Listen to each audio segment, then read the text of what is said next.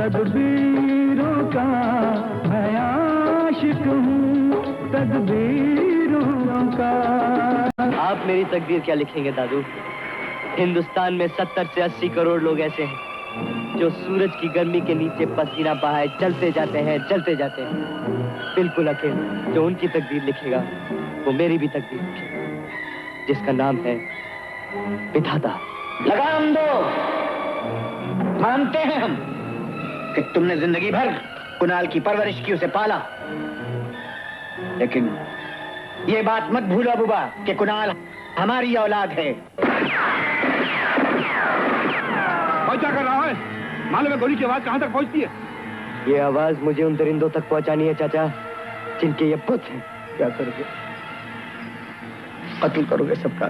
मैं आपके कमरे से, आपकी ही अलमारी से, आपके ही पिस्तौल से मारूंगा उस मिर्जा गैंग को और उसके बॉस को।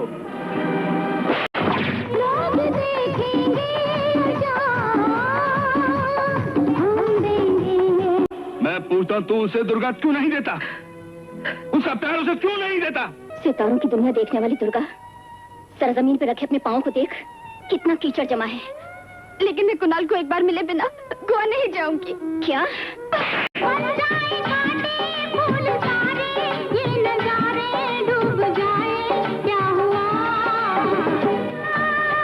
आज से कुणाल अबू मियां का बेटा है, एक गरीब का बेटा, एक सच्चे नमक हलाल मुसलमान का अपने मालिक से वादा है साहब जी।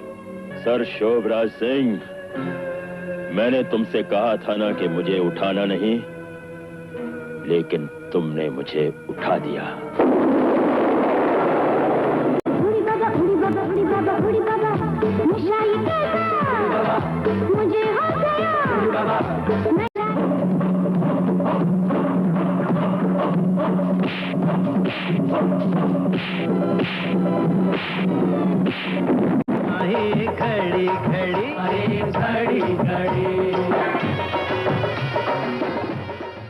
सुभाष घई को शोमैन ऑफ द मिलेनियम भी कहा जाता है।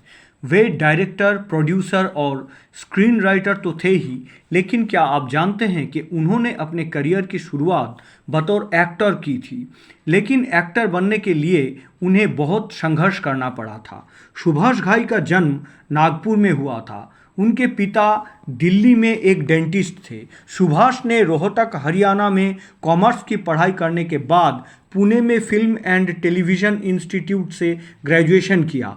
घई ने एक इंटरव्यू के दौरान बताया था कि FTII से पास होने के बाद वो बॉम्बे आए, लेकिन उन्हें किसी भी स्टूडियो में घुसने की अनुमति ही नहीं दी गई, क्योंकि वो बाहर से आए हुए थे, यानी कि आउटसाइडर थे, और उन्हें कोई जानता नहीं था। आपको जानकर हैरानी होगी कि सुभाष घई ने सेल्फ हेल्प की किताब पढ़नी शुरू कर दी, जैसे कि डेल कार्नेगी की how to win friends and influence people. इन बुक्स में दी गई टेक्निक्स की मदद से उन्होंने फिल्म इंडस्ट्री में घुसने की कोशिश की। इसी दौरान उन्हें United producers film fair talent contest का पता चला और उन्होंने इसमें हिस्सा लिया। 5000 कॉन्टेस्टर में से सिर्फ 3 लोग सिलेक्ट हुए। इसमें एक राजेश खन्ना, दूसरे धीरज कुमार और तीसरे सुभाष घई थे। राजेश खन्ना को जल्द ही काम मिल गया, लेकिन घई को अपना पहला ब्रेक मिलते मिलते बहुत समय लगा। सुभाष घई ने हिंदी सिनेमा में बतौर एक्टर करियर की शुरुआत की थी। उन्होंने 1967 में तकदीर और 1969 में आराधना जैसे फिल्मों में छोटे रोल निभाए। वो 1970 में आए उमंग और गुमराह में लीड रोल पर थे, लेकिन बतौर एक्टर कामयाबी उनके हाथ नहीं लगी। तुम्हारा नाम? मोंटी। काम? जी गाना गाता हूँ। गाना तो मैं भी गाता हूँ। काम क्या करते हो? दर्द दिल। मतलब ये कि पहले वो गाना वाना गाते हैं, फिर प्यार करते हैं, फिर आहिस्ता आहिस्ता होटल में लेके जाते हैं, फिर दर्द जिगर।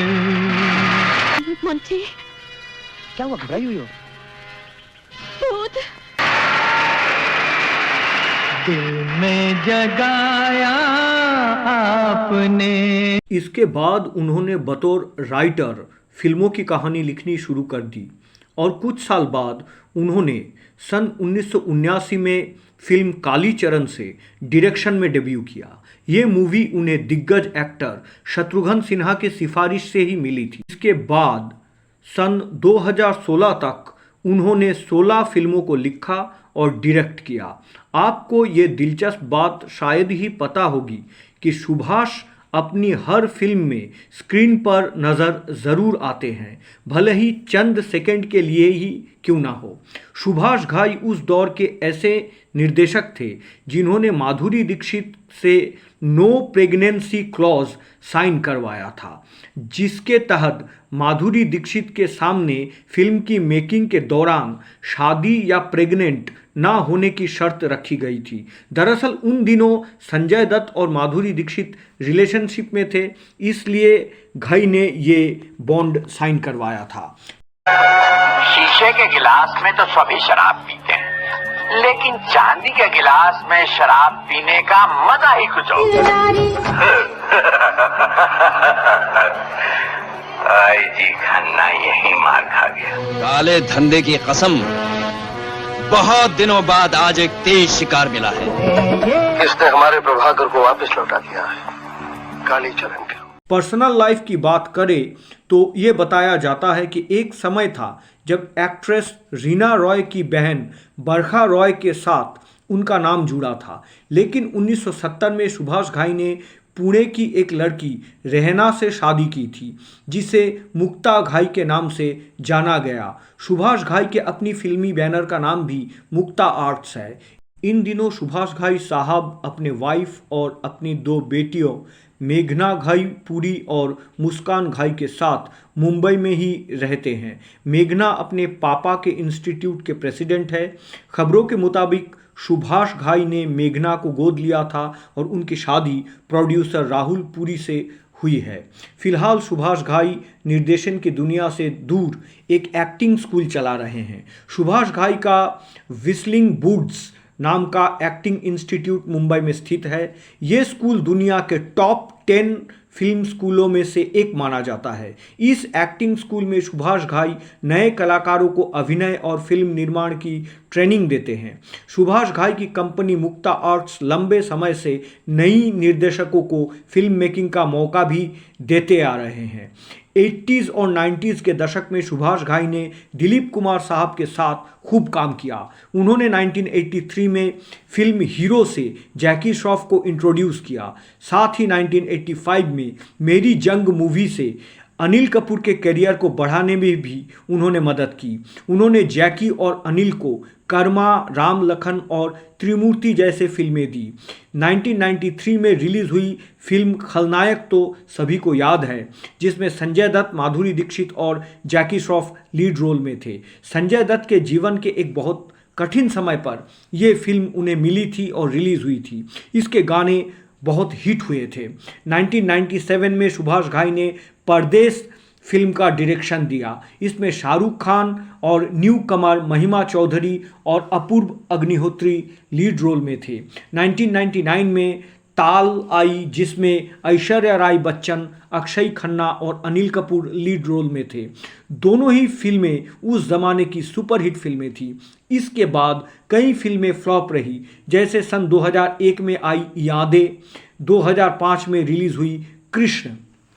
इसके बाद सुभाष घाई ने डायरेक्शन से ब्रेक ले लिया और प्रोड्यूसर बन गए। उन्होंने ऐतराज़, इकबाल, 36, चाइनाटाउन और अपना सपना, मनी मनी जैसे फिल्में प्रोड्यूस की। 2006 में उन्होंने मुंबई में फिल्म इंस्टीट्यूट खोला, जिसका नाम है व्हिस्लिंग वुड्स इंटरनेशनल, जिसमें स्टूडेंट्स को प्रोडक्शन, डायरेक्शन, सिनेमाटोग्राफी, एक्टिंग और एनिमेशन सिखाया जाता है।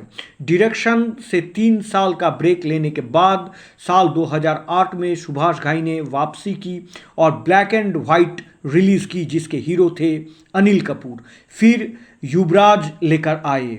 दोनों ही फिल्म ने अच्छा परफॉर्म नहीं किया। साल 2018 में कांस फिल्म फेस्टिवल में उन्होंने अनाउंसमेंट की थी कि वो इटालियन प्रोडक्शन हाउस के साथ मिलकर ओशो रजनीश की बायोपिक को प्रोड्यूस करेंगे। फिल्म में लक्ष्मण सुकोमोली का डायरेक्शन होगा। 2022 में उनकी फिल्म 36 फार्म हाउस रिलीज हुई, जिसे उन्होंने ही लिखा और प्रोड्यूस किया। सुभाष घाई के कुछ अन्य उल्लेखनीय फिल्मों का नाम है विश्वनाथ, गौतम गोविंदा, कर्ज और विधाता।